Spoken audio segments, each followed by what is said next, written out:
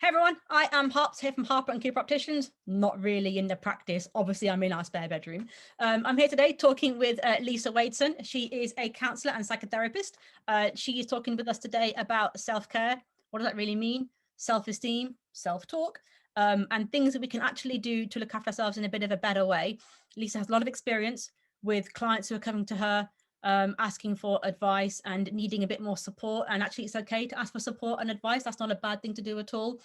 Lisa, welcome to us. How are you doing? Hi, hello. I'm fine, thank you. Great to be here.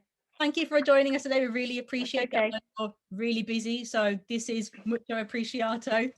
How has things been for you? How is the world of counselling and support and psychotherapy going for you at the moment?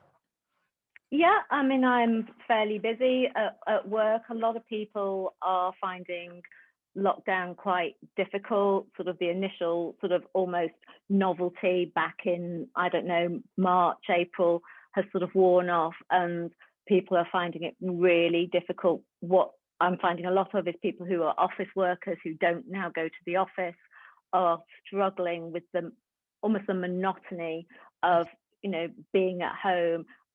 Someone said to me, it's like sleeping in my office. It's like having a bed in my office, and I wouldn't do that. So there's very little transition between work and home life. So that people are finding that quite a struggle, how to manage that and how to negotiate that.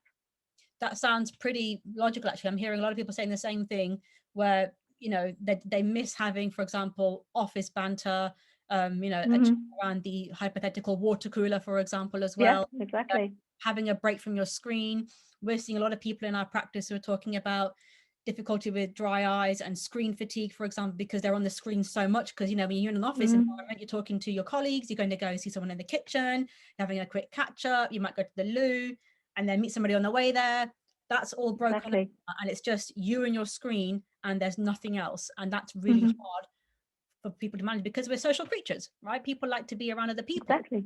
And when you're, no one's an island, no man's an island, and I think people are realizing that much more. How are you finding the way that you're giving advice? Are people taking it really well? Are they embracing what you're suggesting that they could be doing to make things easier for them? What are you finding at the moment? Well, what I say is I don't particularly give advice per se. What I Okay, do is I work with people to find out what's right for them. sure. But in that, I find out sort of patterns of things that do work, things that don't work. So people are working to sort of find ways, because a lot of I'm finding with people who do work on computers and on screens, and they're at home, is people are expecting them to be available more because they're not traveling to work, they're not traveling home from work, they're not going to another office for a meeting. So other people are expecting them to be available basically into the early evening when they might not be because they'd be leaving work. Yes. And people are expecting themselves to be available, so putting pressure on themselves to be available. So what I'm working with quite a few people in doing is finding a way to sort of look after themselves in that sort of intensity, because I think there's quite an intensity in the sort of the sort of working from home and not having the sort of nuance of, I don't know, the water cooler, going for lunch, chatting to somebody about your weekend. Yeah. Doesn't happen. So finding ways that people can self-care, can look after themselves, feel okay about themselves, and feel like there is some life there, even though our life has been made quite a lot smaller I at the am seeing moment. so much on social media and generally in the media as well. Be kind to yourself. Hey guys, you should do more self-care. And frankly, I get fed up seeing people say to me, Yeah, oh, you're doing self-care. What the hell does, I mean, self-care, everybody has different types of self-care. To some people, it's, having a cup of coffee, drinking it while it's still hot and no one talking to you. That's self-care to some people. yeah. That's my version of self-care, by the way. Mm-hmm. Other people, going for a run and going for a walk. And I find the pressure of social media can get a bit much because everyone's telling you what to do all the time. Mm-hmm. How can people manage that in a more effective manner that it makes it more real for them and make it more accessible at the same time as well, if you know what I mean? Because that pressure constantly on your feed, self-care, be kind to yourself, do this, you just think, oh, what does this mean? It's too Mm-hmm. much sometimes. Well, it's a really good question. And I think people become overwhelmed, like you said, about sort of what is that? What does that mean? And it's different things for different people. Like you said, yours is drinking a coffee while it's hot. Other people, that could be, you know, I don't know, having a bath. That, I mean, you know, or that kind of thing. But sort of self-care is really, I look at it as if it's, we have a personal bank account. Our self-esteem and our self-worth and how we feel about ourselves, because why we self-care is to sort of help how we feel about ourselves. So our self-esteem is about putting money in the bank. We have a personal bank account, and basically self-care is a deposit in your own bank. So you're putting a bit of money in your bank, and you can take care of that. You are in charge of that. You can empower yourself by doing that. You're not relying on out there for it. You know, we do rely on out there for some of our self-esteem and how we are as a friend or a family member, but it's a way of putting a deposit in your own bank. And that can be any way. It can be as simple as, and I often say to clients who find it really difficult to self-care, it can be as simple as sort of saying, I like the way I put that spoon in the dishwasher today. I know it's really, sounds really simple and so really basic, and I know people think, oh my goodness. It's like, it sometimes has to start so small. It's like affirmative talk to yourself. It's like, I like the way I did that. I put it in really nicely. I like the way I wiped the surface after dinner. So it's a dialogue with ourselves initially, sort of self-care. It's a kind dialogue. It's interesting that you call it a dialogue. That's really interesting. A few years ago, I went on a course, and I was talking with the person who's talking to who's taken the course. She was talking about having a taxi driver, and whatever you say to yourself, your taxi driver will say, "Okay, let's go." If you say to yourself, "I'm no good at this," taxi driver will say, "Okay, I agree with you. Let's go. That's you want to go in. Let's go." If you say, "I'm really good at putting that spoon in the dishwasher," taxi driver will say, "Yes, you are really good at it. Let's go." So having that kind of self-talk, and I guess that process and that pathway, building that pathway, I think is something that we don't give ourselves enough credit for. I was taught it as building the neuron, building the dendrite, sorry, to build that path, to keep on building that habit of being a bit nicer to yourself and saying things that are a little bit more positive, rather than I'm always losing my keys, for example. You know, if you keep saying it, you're going to keep on doing it. So I mean, I think there's two parts to that. I think there's the sort of mastery of kind of believing we can do things if we do them. And so for some people it might feel like, well, I don't feel like I put the spoon in the dishwasher well. It's like, just say it to yourself, just affirm yourself in the smallest way, because what happens is we build on that we kind of start to believe it. The more we say it, the more it becomes a truth. You know, when we get negative messages in our family, let's say our family of origin, and I'm not going to go into this too much, and sort of it's like, you're selfish, you're lazy, you're this or you're that, we start to believe them, even if they're not true. So why wouldn't we believe the positive messages that we choose to tell ourselves? So I think that there's a way that when we start to talk kindly to ourselves and identify when we don't, we start to grow a muscle in ourselves. It's like, you don't go to the gym the first time and get big muscles the first time you lift some weights. It just doesn't happen. It's practice. We have to practice the thing, and it feels hard sometimes. And that's what I say to people. Self-care is not easy. It's not kind of, if it was, everybody would be doing it all the time, and we wouldn't have to remind ourselves, and people wouldn't post things about it. It's hard. It's only come to me in the last few years that it's okay to be selfish, to want to do something for yourself, and nobody else benefits from it apart from you. People do benefit, but in a more indirect way. Yeah, absolutely. Straight away. Something that I remember thinking about, you know, watching my parents, for example, and things that I did in my childhood, thinking about that now, I just think, you know what, I never thought it was okay to be selfish and say, you know what, that doesn't work for me right now, and I don't want to do that because it doesn't benefit me, because I'm compromising myself all the time. Yeah. And when you reach that realization, you start thinking, you know what, this isn't making me happy, and Absolutely. I don't want to do that anymore. And when you get that light bulb moment, you feel a bit more free. Yeah, it's very freeing. And I think what you're talking about, and part of self-care and part of sort of taking time for yourself, is about setting boundaries, about saying, this time is for me. You might not quite like that much, or, you know, or, you know, you might want me to do something for you right now, but right now, this time is non-negotiable, and it's for me. And it can be 1 minute, it can be 5 minutes, it can be 5 hours.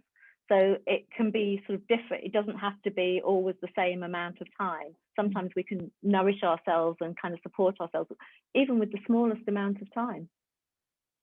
That's a good point, that it doesn't have to be a whole 1 hour bath with bubbles, No, candles, no, music, dimly lit stuff going on here, picture for Instagram, and then you jump in. It doesn't have to be all of that. It can it just does not. be a simple. One of the sort of best pieces of kind of, I guess it was advice or that someone told me was, you know, when I had very young children, they're grown up now, but when you go to the bathroom, take that 1 minute in that bathroom, and that is your time. Say to yourself, this minute, that's all I've got right now. I haven't got any other time. This minute in this bathroom is mine. And that's a way of just claiming a minute. And I thought, well, no, that can't be right. That's rubbish. Well, how's that? And actually, I still do that at times when I'm somewhere and I'm feeling like overwhelmed, or like I come back, go to the loo, and just, this minute is mine. And that's the first kind of small, tiny step. It doesn't have to be a candlelit bath with, you know, all the scents and all that. That's great, but we can set ourselves up that we should be doing something in a particular way for self-care. And I don't believe that. It's that word should. You should be doing this. Absolutely. You should be doing that. And actually, that's really hard because it just adds to the overwhelm that people would feel. You know, is this how I'm supposed to be doing stuff in my life? I feel like I'm not doing it right then. Where's the manual, instruction manual that I should have been given, and how I should be doing self-care? Absolutely. Should is probably one of the most critical words in the dictionary. Yes. It doesn't sound it, but it is. You should have done something different. It implies that what you did was not okay, or what you're doing is not okay. If you see what I mean. It's like, you should have done something different. You should have done that rather than that. So it's kind of, when we take away should, and I do say it to myself sometimes, and I kind of try and catch it. It's like, no, did I want to do that, or did I? So owning it more, sort of being more empowered by the words we use, because should is a disempowering word, I think. Yeah, it takes away it takes away the credit you can give to yourself of what you did already, for example, by using that word. Cool, that's a crappy word, isn't it? Should. I think it really is. I really think it disempowers us. It takes away our agency. Okay, so if we're going to be on this path, on this journey of actually how can we do things better, what can you suggest people can do, for example, as a beginning of their journey of how they can start to do self-care, in terms of, you know, so for what I found for myself was, I found that having support was a big deal. So talking to my husband, I said to my husband, like, you know what, I'm really struggling with this. I can't cope with this anymore. What can we do? Not what can you do? What can we do to make it easier? Because we can do it because we're a team. I know not everyone's got that support around if they're, you know, living on their own, for example, then, you know, if they're isolating, but it's hard if you're managing whatever you're managing in your own bubble. And I find out, if we have an agreement and a communication, this is a big deal to me. Can you help me on this? That's a good starter for me, thinking, haven't got to do it all on my own. I'm not obliged to do everything on my own. I'm not freaking Wonder Woman. I feel like I have to be sometimes, but I'm actually really not. And asking for help is a good starter. What else do you think people could do? Or I think it's great that, you know, people ask for support, either of friends or, you know, family, or people they're living with, or people that they're not living with. I think the first thing is for people to think, there's no should about self-care. Do I want to self-care? So sort of reclaiming your own sort of agency. Secondly is, okay, how might I want to do that? So really breaking it down into small chunks. It's like, and what I often suggest people do is make a menu I think it's like going to the self-care restaurant. Make a menu of the things that you might feel would be self-care. And I don't want you to sort of censor it. Anything that comes into your mind, put it down on your menu. So it could be something like dancing around the kitchen with the music full blast. Okay. It could be having a bath. It could be sitting and breathing. It could be, I don't know, cleaning, changing your bed. That can be, that can be a chore, but it can also be self-care and making it look nice. And that could be putting some makeup on, could be, for a woman, well, woman or a man, it could be anything like that. Could be styling your hair. It could be putting something nice on. Any of those things. So make a menu and don't censor it. Anything that comes to your mind goes on your menu. Things that make you feel good. I love the idea of having a menu that you can write down that's for yourself, that makes you happy. What makes you happy, basically? Yeah. What makes you happy? And then you write it down, and then you can then start planning your week. So you might, for example, on a Sunday night say, okay, these things I like to do, where in my week could I do one or two of these things? Yeah, exactly. To make me happy. Absolutely. I'm all for starting small, because I don't want, setting yourself up that, well, every day I'll do an hour of self-care. It's a setup, and we then become sort of disappointed in ourselves, or we can become critical of ourselves. Oh, I didn't do it. Well, and then that sets up a spiral of sort of being quite critical. So it's like, okay, let me pick 2 times in my week that I can put in my diary. So either on my laptop or in a hand diary, a sort of a paper diary, 2 non-negotiable spaces. How much can I offer myself? Maybe it's half an hour. Maybe one of them's only 10 minutes. Yeah. So to find 2 spaces, and those spaces are protected.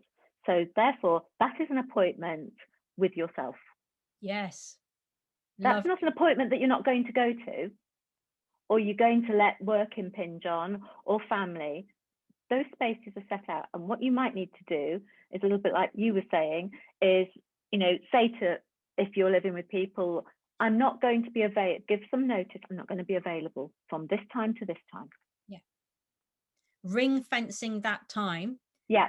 Making absolutely with yourself.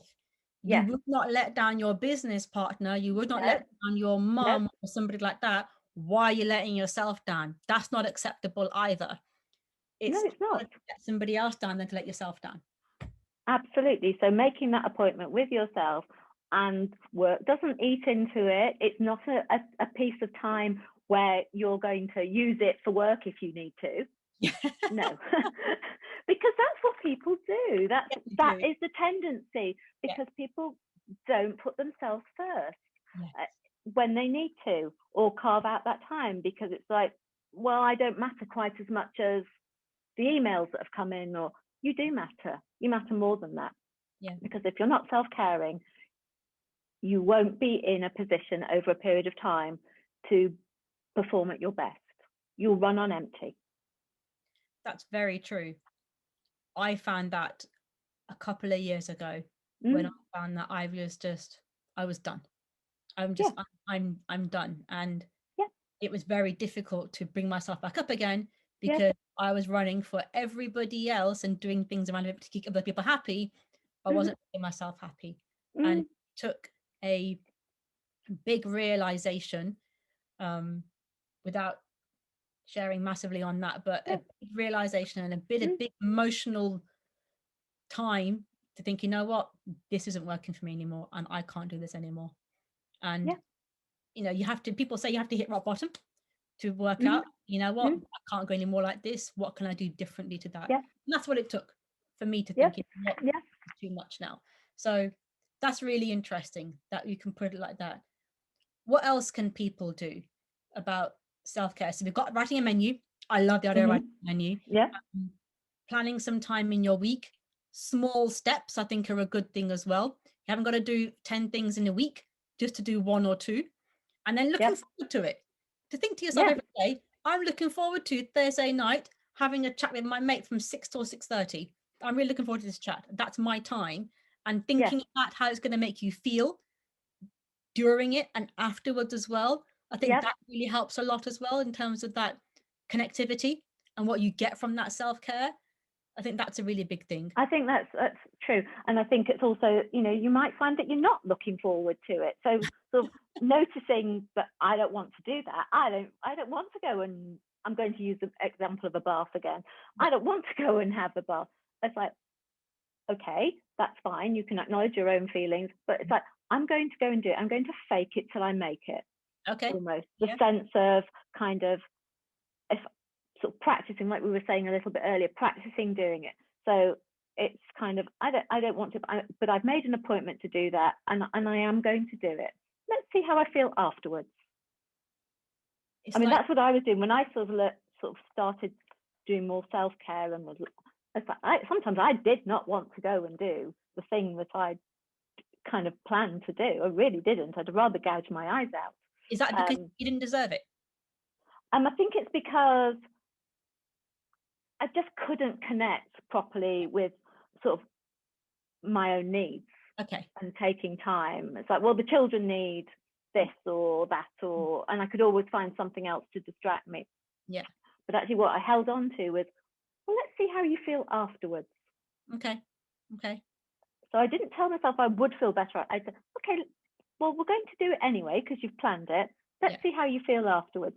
And pretty much every single time I felt much better afterwards. I felt refreshed, nourished, nurtured, because I think there's something about nurturing ourselves in self-care as well.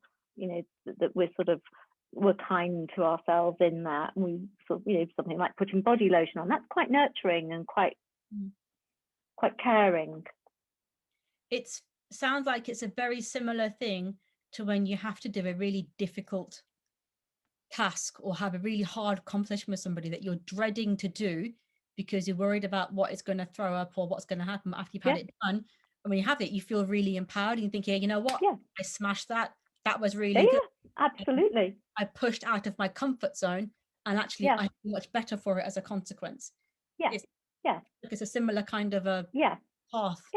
So not all the self-care will feel like that. Some of it can be a bit more spontaneous, like putting on some music and having a dance for 2 minutes or something like that. But some of it might feel a little bit more like, oh, I don't want to do this. This, the kids need help with the homework. It's like, okay, no, this is my time. So really coming back to yourself and thinking, no, this is for me. This is for me. And it actually eventually is for everybody else as well, but mainly it's for me. Yeah, because they'll benefit if you're in a happier place and you feel like you're conquering stuff, or you feel like you're doing something to make you happy. They get the benefit of those emotions at the same time as well. Yeah, it's really true. This is really great. So so summary. I'm feeling that the summary thing is writing a menu down, which I really love this idea of doing a menu. It's great. You could make it to look like a menu if you wanted to. Something, the more involved you're in doing something, and sort of the more care you take over it, it becomes, something that's important, something that's valued, because you are of value, we are of value. And so when we value ourselves by making a nice menu, you might want to put it in a folder, you might, anything. I have this thing in my head about doing a menu of what are the 5-minute things I love to do, what takes 20 minutes to do, what takes an hour to do, starter, main, dessert. And you can then pick and choose according to those things what you're doing. You can have 2 courses if you want to. Yes, I love that. That's so cool. Okay, cool. Right. So menu, great thing. Love that. Okay. And then the appointment with yourself. I think that's a really big thing as well, that, this is a promise to yourself that you'll maintain and you'll honor this because you're worth this. L'Oreal moment. I'm worth it. Yeah. That's a pretty good thing. And I was thinking about sort of, maybe just starting to identify a couple of self-taught words that are negative, and a couple of ones that you can sort of think about using that are more positive. So sort of noticing when you say should or why didn't you, so just noticing a couple. It doesn't have, and maybe writing them down. Oh yeah, I use that quite a lot with myself, that kind of negative, that should or why didn't you, and what might be better to use, what could be more empowering to use, like I want to do this, I wanted to do that, or I'd like to do that. That's what I do when I start using should, and I do, like I said, use it. So okay, there's no should here. Mhm. Should is, it doesn't mean anything. What does it mean? Should Yeah. for who? Out there or who? Yeah. So is what, would I like to do that? Is that what I want to do? And then sort of connect with that rather than the should, because should is so self-effacing, I think, over a period of time. So just noticing it. I think for me, that would be something, you know, that feels quite important. And it's not to get hung up on it and criticizing yourself when you do use it. It's like, oh, there it goes again. I've used should again. So lightly. I Should like sort of. a word that needs to be banned from my dictionary. It's a sucky word. Well, You it is, and we use you it put so a big much. spotlight on that. That's been really interesting. Just that on its own has made me really think about a lot of things. So that's really interesting. It's interesting, like you talk. I'll just say this about you. You know, I've said it to my children. You should be doing your homework now. Yeah, yeah, And then I reframe it. It's like, I'd like you to do your homework now. yes, yes, it's So true. we own something in ourselves. But should, I think, yeah, it's for me, it's overused. Completely agree. Completely agree. Lisa, this has been brilliant. I love the Oh, well, I hope I've been of some help or No, some you really have the spotlight information. you've thrown on this, on what the hell does self-care mean, how you can take practical steps to make that Yeah, work for yeah, yourself, yeah. recognizing your own self-talk and how we say things to ourselves, and Mm-hmm. recognizing that as a pattern. I think that in itself is very empowering. Mm-hmm. And there's a lot that we can take away and learn from this. Where can people find you on your socials? Where are you on websites and stuff? Any information that we can give out to people who would like to get a bit more information from about you? My website is Lisa W Therapy. Sorry, not my website. My email is lisawtherapy@hotmail.com. I don't have a website per se for my therapy because I work from a therapy practice, which is Makes City sense. Therapy Rooms, which is actually in London, but I work on Skype and Zoom at the moment, of course. Of course. Yeah. And my last parting bit of advice is start small. Yes. Don't set yourself up. Little steps, tiny steps. You don't have to have a bath with the candles, everything Yeah. else. Straight away, have a cup of tea first, from start to Have a finish. cup of tea and Yes. drink it. Yeah, while it's still hot. And that While it's still hot. that's And progress. even have a biscuit if you want one. Oh, now we're talking about language, girl. Now we're talking about language. This has been really great, Lisa. I have really loved this. Thank you so much for your time. I know you're Thank really, you for having me. this has been really great. Guys, this has been Lisa Wadeson. She is awesome at this, talking about self-care. Hope you've had a really good, informative thought process behind this. We appreciate your comments. Any feedback you got for us as well, stick it below. We'd love to hear from you guys. And we'll see you next time. Have a great day, everyone. Bye, Lisa. Bye. Bye. Bye-bye.